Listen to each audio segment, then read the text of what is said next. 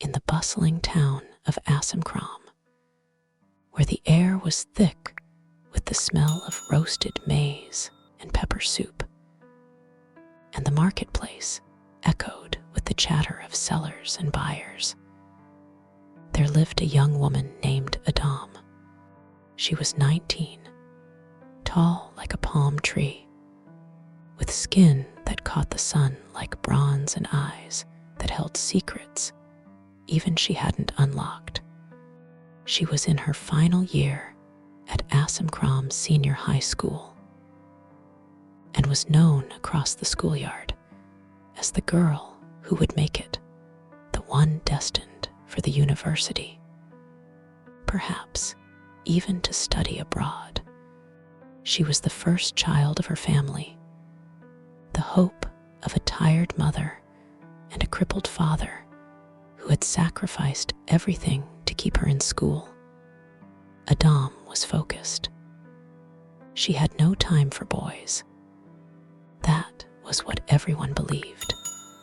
She sat in the front row, took notes like a scribe, and stayed after class to ask questions that even her teachers had to think deeply about before answering. The younger girls admired her, the older boys respected her, and the teachers often used her as the yardstick for excellence. But no one sees the storm when it hides behind the clouds. There was a boy named Eli, smart, witty, and dangerous in the way that some boys are. He was not just another student. He was the head prefect. His speeches stirred the school during morning assembly. His smile melted hearts like the afternoon sun. He too had ambition. His father was a local councilman, his mother a nurse. He walked with the confidence of someone who believed the world was already his. Adom and Eli had always known of each other. Their paths crossed often in the library, in debates, in prefect meetings. But it wasn't until the science fair that their friendship began. They were paired to represent the school in the regional competition. They worked together for weeks, burning the midnight candle, staying after school, exchanging ideas and laughter. One evening, during one of those late sessions, something shifted. A glance lasted too long. A hand brushed against the other. Words turned softer. And then, as the wind whispered through the classroom windows, they kissed. One kiss became many. One evening became several. And in the reckless honesty of youth, they believed they were in love. One night, when the stars were too quiet and the darkness too forgiving, they gave in to the fire they had been holding back. They forgot protection. They remembered passion, weeks past. Adom felt her body change. Her periods stopped. Her appetite twisted.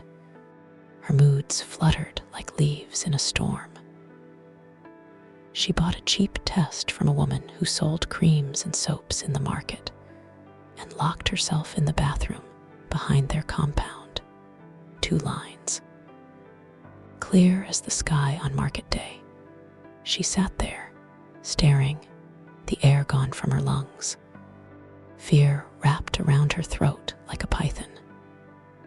Her future, the one she had painted with color and light, was now smudged and shadowed. She told Eli. He froze. Then denied. Then blamed.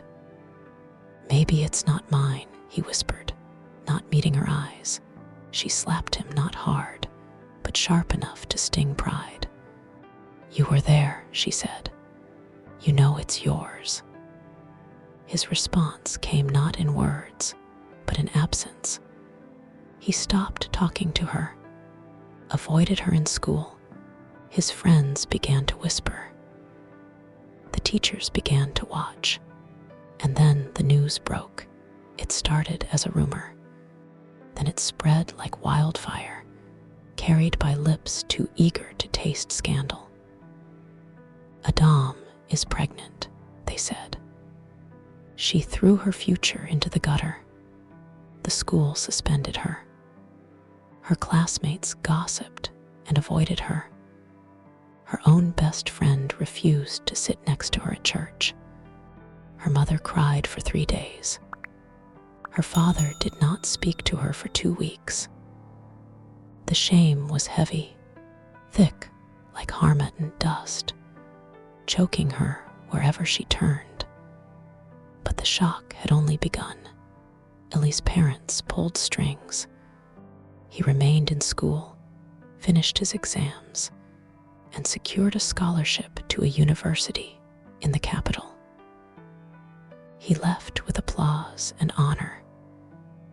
Adom was left with silence, a growing belly, and the sharp edge of betrayal. One afternoon, an old midwife named Ma Sika came to their compound. She had helped deliver children in Asemkrom for 40 years. She looked at Adom with eyes that had seen the rise and fall of many. She said nothing at first, just handed her a small bag of herbs and said, "Prepare. This child is coming whether you are ready or not." Adom began working with her, learning about childbirth, care, and survival. At first, it was just to stay busy. But soon, she found comfort in the rhythm of helping others. Each cry of a newborn, each grateful mother, added stitches to the wound in her spirit. Then came the day her own child arrived. A boy, strong lungs, sharp eyes. She named him Quabna, born on a Tuesday. Born into fire now, the part that truly shocked everyone. Adom did not disappear into the background. She rose. She studied at home, teaching herself with borrowed books and online classes on a friend's old tablet. She passed her exams privately, scoring higher than many who had mocked her. Then a woman from a charity group came across her story, shared by Ma Sika's niece on social media. The post had a photo, Adom holding her child, surrounded by babies she had helped deliver. It went viral. A scholarship offer came, not just for school, but for a full nursing course at a medical institute. She accepted, packed her bag, carried her son on her back, and stepped into a new life. 4 years later, Adom returned to Asemkrom, not as the girl who was shamed, but as a registered nurse and public speaker. She had built a small clinic near the school she was once expelled from. It catered to pregnant teens, single mothers, and girls who needed counseling. She taught them to rise, not hide, to speak, not shrink. People came from other towns to see the girl who turned disgrace into gold. Reporters wrote about her. International media picked up her story. She stood on stages in Paris, in New York, in Johannesburg, telling her truth with fire in her eyes. Lee. He saw her on TV once during a conference in Nairobi. He was an assistant in an office job he did not enjoy. He reached out once through a message online. "I'm proud of you." She did not reply.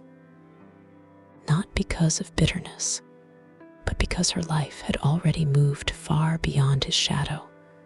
Adom's son grew, healthy and happy. When he asked her one day, "Mama, where is my father?" she said, "You have a mother who fought the world and won. That that is enough.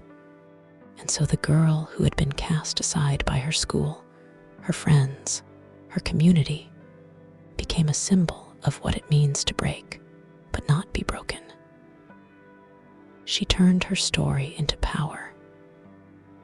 And in doing so, she shocked everyone not with the fall, but with the rise. That is what happened next. And yes, it shocked the world.